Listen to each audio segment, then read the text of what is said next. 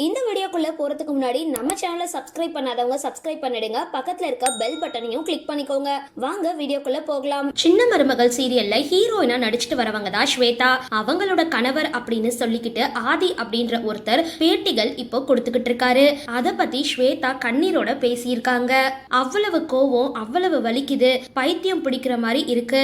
நான் ஆதி அப்படின்ற ஒருத்தனை லவ் பண்ணேன், ரிஜிஸ்டர் மேரேஜ் பண்ணிக்கிட்டேன், எல்லாரையும் கூப்பிட்டு வச்செல்லாம் திருமணம் செய்யல, வீட்டை விட்டு வந்துட்டேன்.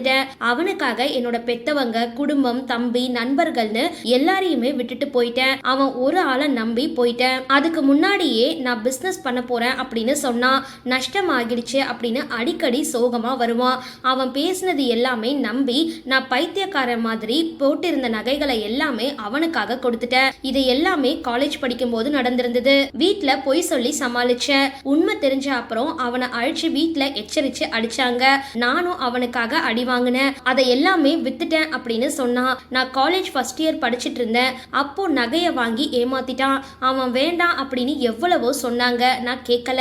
நம்மள பிரிச்சுடுவாங்க, ஒரு சைன் போட்டா போதும் அப்படின்னு சொன்னான். அதை கேட்டு நான் வாழ்க்கையில பெரிய தப்பு செஞ்சுட்டேன். அதை பத்தி தற்பொழுது ஒவ்வொரு நொடியும் வருந்துகிட்டு இருக்கேன். அவன் வீட்லயும் என்ன சேர்த்துக்கல. சாப்பிடாம தூங்காம உடைய கூட மாத்தாம பல நாள் சுத்திட்டு இருந்தோம். அதுக்கப்புறம் அவன் வீட்டுல ஏத்துக்கிட்டாங்க. ஆனா அவன் வேலைக்கு போகல.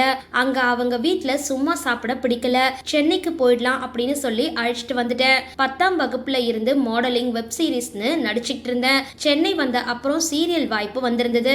சின்ன மருமகள் சீரியல்ல கஷ்டப்பட்டு நடிச்சுக்கிட்டு இருந்தேன். நான் ஒருத்தி வேலைக்கு போனதுனால தான் வீட்டை பார்த்துக்கிட்டேன். நான் சம்பாதிச்ச பணத்தை எல்லாமே உனக்கு தான் கொடுத்தேன். உன் மேல கேஸ் இருக்கு அப்படின்னு சொன்னதுனால அதுக்காக கடன் வாங்கி செலவு செஞ்சேன். உன்னை லவ் பண்ணதுனால தற்பொழுது கோர்ட்டுக்கு அலைஞ்சுகிட்டு இருக்கேன். உன்னை பத்தின உண்மை தெரிஞ்ச அப்புறமும் இன்னும் எத்தனை பேரை ஏமாத்திக்கிட்டு இருக்க. நீ என்ன தைரியத்துல சுத்துற, ஒரு நாள் மாட்டுவேன்னு தெரியாதா? என்ன சமாதானப்படுத்த கூட நீ பேசல. உன் குடும்பத்தையும் அவ்வளவு நம்பின. நீ எல்லாம் மனுஷனே கிடையாது. இன்டர்வியூ கொடுத்துட்டு இருக்க. எனக்கு உன்னை பிடிக்கல.